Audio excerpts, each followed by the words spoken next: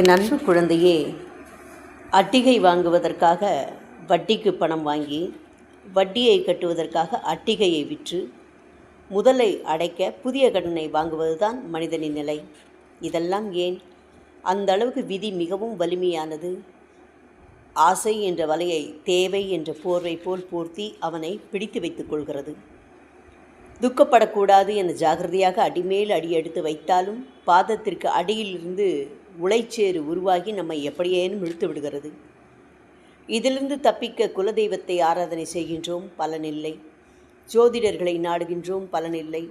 மந்திர பரிகாரங்களை நாடுகின்றோம், எந்த பிரயோஜனமும் இல்லை. ஓ பகவானே, நான் என்ன பாவம் செய்தேன்? ஏன் எனது எல்லா முயற்சிகளும் தோல்வியடைந்து விட்டன? இம்மாதிரி இன்னல்கள் வருவதற்கு நான் என்ன பாவம் செய்திருக்க வேண்டும் என்று புலம்புவார்கள். இதுதான் விதி. இந்த விதியானது நல்லதாக திரும்பி நல்ல நேரம் வருவதற்கு முன்பு ஒரு கஷ்டம் உன்னை இப்படி ஆட்டிவிட்டு செல்வது தவிர்க்க முடியாத ஒன்று.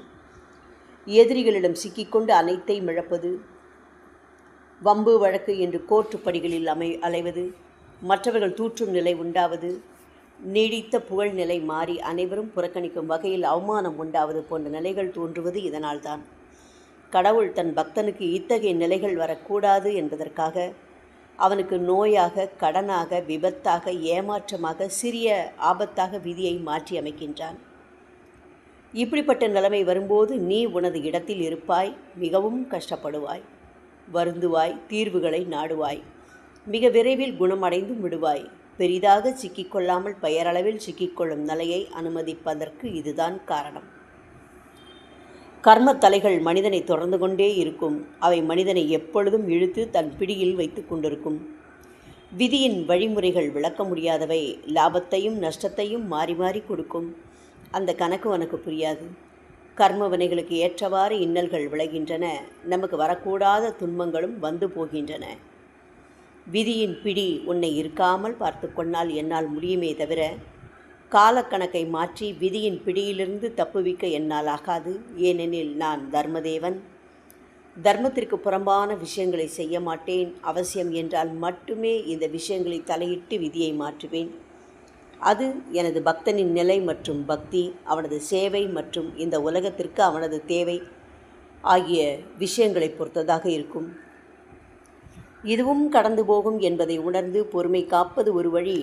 நிலைமை மாறிவிடும் என்ற உண்மையை உணர்ந்து நம்பிக்கையோடு இருப்பது இன்னொரு வழி. கஷ்டகாலத்தில் கடவுளை நிந்திப்பது, தவறான வழிகளில் ஈடுபடுவது, பாவத்திற்கு மேல் பாவத்தை செய்வது போன்றவை எல்லாம் மேலும் மேலும் துக்கம் வருவதற்கு வழிகளாக அமையும்.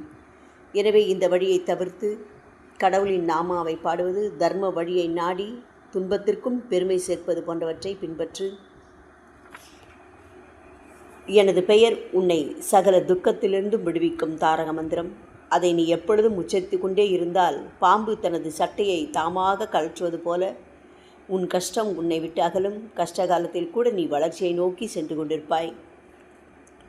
இளம் செடி வேகமாக துளிர் விடுவதைப் போல உனது நிலை உயரும். இதனால்தான் வரிசையாக கஷ்டங்களை தந்து காலங்களில் என் பெயரை நினைவுபடுத்தி என்னை வந்து சந்திக்குமாறு ஏற்பாடு செய்து தருகிறேன்.